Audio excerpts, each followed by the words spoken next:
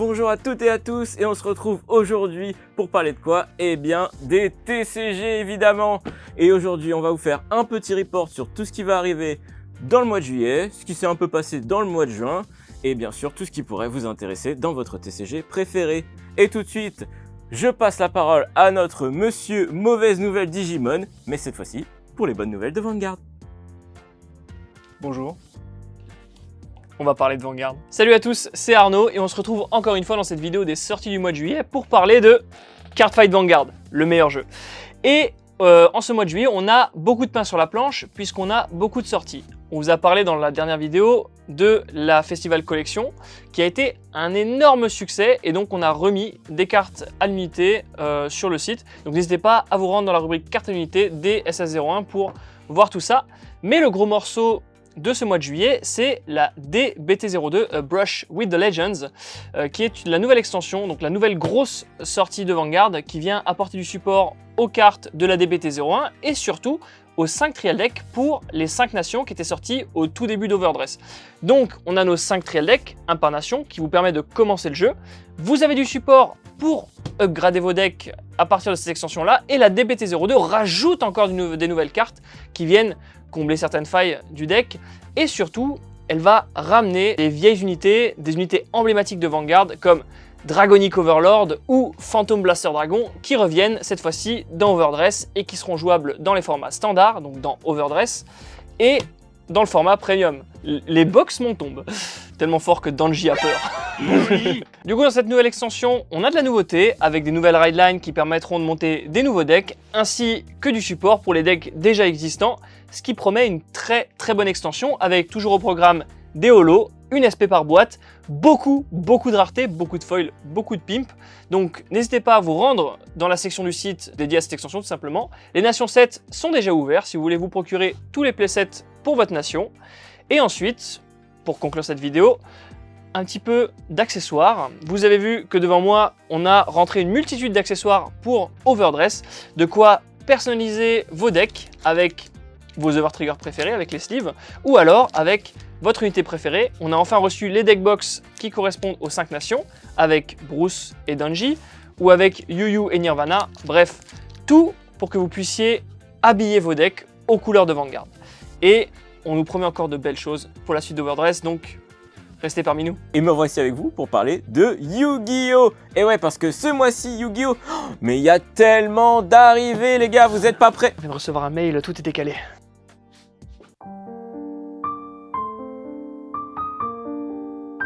Alors, comme vous venez de le voir, mon petit doigt vient de me souffler, et bien que Yu-Gi-Oh! Avait décalé pas mal de ses sorties. Mais soyez néanmoins rassurés car l'extension La Cour du Roi n'a été décalée qu'au 8 juillet prochain. Vous pourrez donc obtenir dans cette nouvelle extension du support pour les Xyz. On peut penser notamment à Futur Draco Utopique, une carte très attendue par les joueurs qui est une Xyz qui va permettre de negate durant le tour de votre adversaire, mais en plus de prendre le contrôle de ce monstre. Alors son invocation est un peu particulière et il faudra utiliser d'autres Xyz afin d'y parvenir, mais cela reste une carte très forte qui va arriver dans le format. Évidemment, la grosse partie de cette extension, la Cour du Roi, sera consacrée aux cartes chevaliers avec le Chevalier du Roi, Chevalier de la Reine et Chevalier du Valet qui vont recevoir beaucoup de support avec notamment de nouvelles cartes Harlequin, dont des magies rapides qui permettront d'aller tutoriser les chevaliers directement dans votre deck pour ensuite en invoquer d'autres et avoir directement les 3 en un tour sur le terrain. Quelques pièges en plus, aussi du support avec des cartes anciennes qui sont remises dans cette extension. On peut penser notamment à Die ou à Renfort de l'armée qui permettent d'aller chercher des guerriers de level 4, soit pour les mettre en votre main, soit pour les invoquer spécialement. On récupère aussi la fusion des chevaliers et aussi le monstre Link des chevaliers. Voilà, pas mal de cartes qui pourront sûrement être intéressantes aussi pour jouer avec les decks structures qu'on a eu juste avant des dieux. Puisque avoir 3 chevaliers sur le terrain, ça peut permettre d'avoir les 3 sacrifices nécessaires à l'invocation de Slifer ou d'Obélisque. Voilà, un bon pool de cartes bien mixées pour cette extension Cour du Roi qu'on n'attendait pas forcément, puisqu'elle arrivait bientôt et on n'avait pas du tout la liste de toutes les cartes qui étaient dedans.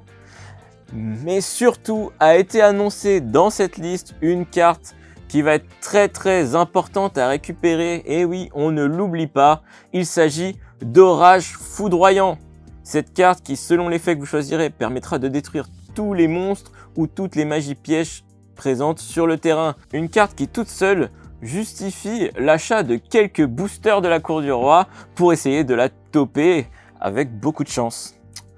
Voilà, ce sera tout pour moi. Je vous laisse passer à la suite avec Laura. Laura, allez, viens. Allez Laura, franchement, vas-y là. Mais t'es sûr? Attends. Oui, je suis sûr. Mais ils vont le savoir, non? Je dois Ok. Ils ont besoin de toi là. Bon, ok. Ok, allez, let's go. Salut les dresseurs, c'est Laura. Alors aujourd'hui, j'ai une bonne et une mauvaise nouvelle à vous annoncer. Alors je vais commencer par la mauvaise, comme ça, on n'en parle plus. Alors comme vous le savez, il y a des petits problèmes de stock sur Pokémon. Donc pour le moment, on aura nos stocks au fur et à mesure, un petit peu au compte-gouttes, c'est en fonction de nos fournisseurs. Donc il faudra voir soit directement sur le site, selon les articles que vous voulez. Sinon, on postera aussi des articles sur les réseaux sociaux, Facebook, Twitter, dès qu'on aura du restock de certains produits. Donc n'hésitez pas à nous suivre sur les réseaux pour en savoir un peu plus. La bonne nouvelle cependant, c'est que hier, la Pokémon Company, enfin hier, c'était le 24 juin, ils nous ont annoncé l'extension pour le 25e anniversaire, qui s'appellera donc Célébration. On aura tout un tas de nouveaux trucs qui reprennent des anciennes extensions, Pokémon Delta, Pokémon Prime, tout ça. On vous a fait un article sur le site, je vous laisse aller regarder, vous aurez toutes les infos sur notre site. A plus. Vous y attendez pas, hein? Alors, pour aujourd'hui, sur Dragon Ball Super Card Game, on a GE05 que je vous avais parlé dans la vidéo précédente qui, malheureusement, je commence par les mauvaises nouvelles, mais a été décalé vers la fin du mois de juillet. Donc du coup, toujours Namekian et Spirit Boost, donc vraiment du nouveau support pour des anciens archétypes, donc Namek et après donc des Saiyan. Avec du Bardock Crew, vous aurez la nouvelle mécanique, donc Spirit Boost. Spirit Boost, le nouveau keyword qui va utiliser les nouvelles cartes Unisson afin d'en retirer des marqueurs et donc de bénéficier de nouveaux effets. Donc vous infligez des dégâts à vos propres Unisson, mais vous débloquez de puissants effets. Et donc voilà, des nouveaux supports. Cette fois on a tout eu, donc vraiment le Bardock Crew, les Namek, et donc des nouveaux Unissons qui ont aussi des effets lorsqu'ils ont leurs propres marqueurs dans le V. On n'a pas plus d'informations pour BT14, donc ça nous sortira à fin août, mais on est pas mal hypé quand même parce qu'il y a quelques cartes qui ont été révélées, on connaît le thème, sûrement des Spirit Boost comme pour suivre les packs GE05, et donc vous aurez des SR qui vont sortir. Pour nous, on a une belle liste qui va arriver, donc potentiellement plein de nouvelles cartes qui vont pouvoir bouleverser la metagame, et donc on a hâte de voir ce que les nouveaux produits vont apporter sur le TCG. C'est tout pour moi. Et donc... Guillaume, tu peux m'aider pour un truc? Tu peux prendre ça, s'il te plaît? Ouais, merci.